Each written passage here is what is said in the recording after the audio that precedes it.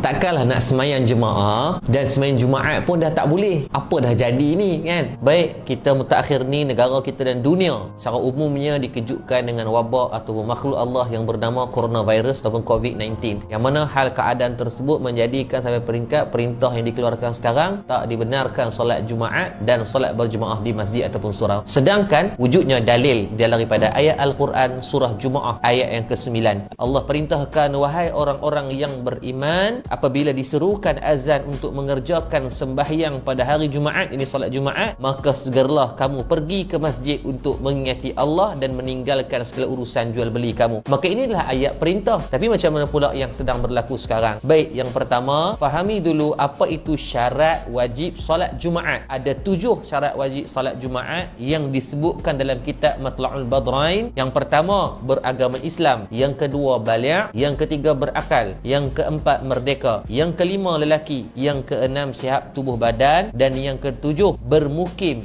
di tempat solat Jumaat didirikan. Dalam isu sekarang, kenapa tidak boleh untuk solat Jumaat dan berjemaah adalah yang keenam tadi, sihat tubuh badan. Ada masalah yang menjadikan kalau pergi berhimpun akan mendatangkan pada mudarat. Baik, kenapa tak boleh? Maka kita back to basic. Berlaku di zaman Sayyidina Umar Al-Khattab radhiyallahu anhu, ketika mana Sayyidina Umar menjadi khalifah pada tahun 17 Hijrah, maka berlaku satu wabak ta'un di kawasan dekat dengan Jordan. Maka perjalanan Sayyidina Umar nak menuju ke Syam itu terganggu sebabkan kena lalu kawasan tersebut yang berlaku penyebaran wabak ta'un. Maka ketika Sayyidina Umar Al-Khattab radhiyallahu anhu dah ijtihad dengan sahabat yang lain untuk berpatah balik, maka datangnya Abu Ubaidah Al-Jarrah radhiyallahu anhu, seorang sahabat yang sangat mulia. Dia kata kepada Sayyidina Umar, wahai Sayyidina Umar, adakah kamu nak lari daripada takdir Allah? Bahasa mudah kata, pi je lah, tak suruh takut, Allah akan pelihara kamu. Maka kata Sayyidina Umar Al-Khattab radhiyallahu anhu, aku lari daripada takdir Allah kepada takdir Allah yang lain. Maksudnya gini, kita bawa kenderaan kereta, duduk dalam lain kanan, dalam duk bawa, tengok-tengok ada bewak tengah jalan, takkan nak langgar, maka kita pun elok. Maka ketika kita elok, orang tak kata kita lari daripada takdir Allah, tetap kita berpindah kepada takdir Allah yang lain yang telah Allah tetapkan kepada kita. Yang kedua, pernah berlaku di zaman Imam Az-Zahabi. Imam Az-Zahabi sebut dalam kitab Siyar A'lam An-Nubala dalam jilid yang ke-18, pada tahun 448 Hijrah di Mesir dan Andalus, di kawasan Spanyol, pernah berlakunya kawasan kemarau yang sangat panjang, sehingga kan ketika itu berlakunya satu wabak yang berjangkit, sehingga kan masjid-masjid di Cordova ditutup. Maka bukanlah berlaku pada zaman kita sahaja, zaman Nabi telah berlaku dan zaman para ulama kita dahulu pernah berlaku. Baik, apa yang kita nak ambil manfaat? Kenapa di Malaysia pun akan tutup? Maka para ulama di Malaysia berbincang melalui daripada beberapa. Yang pertama, mereka mentahqiqkan, mengesahkan keadaan tersebut bukan semata-mata dengan zon. Apa bukti dia?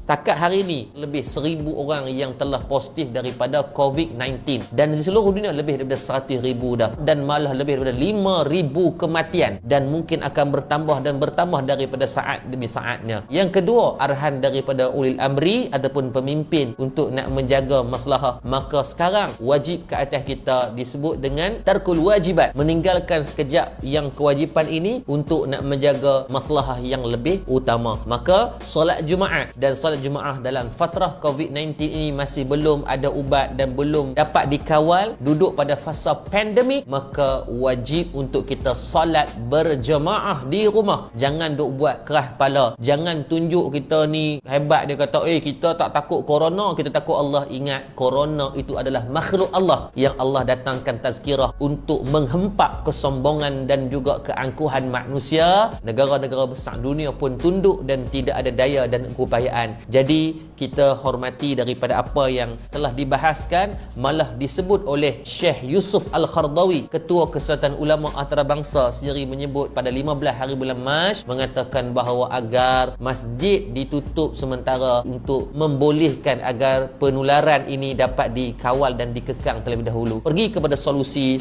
dia apa? Allah bagi masa untuk kita dengan keluarga. Tuan-tuan duduk di rumah, sembahyang berjemaah, makan sekali dengan keluarga, bertadabbur Quran bersama-sama, banyakkan baca hadis bersama, sirah bersama, tauhid bersama. InsyaAllah Allah akan angkat wabak ini dengan secepat mungkin. Jadi tolong menghormati orang ramai, ambil ruang ini untuk bersama dengan keluarga. Moga-moga Allah mengampunkan dosa kita semua. Assalamualaikum warahmatullahi wabarakatuh.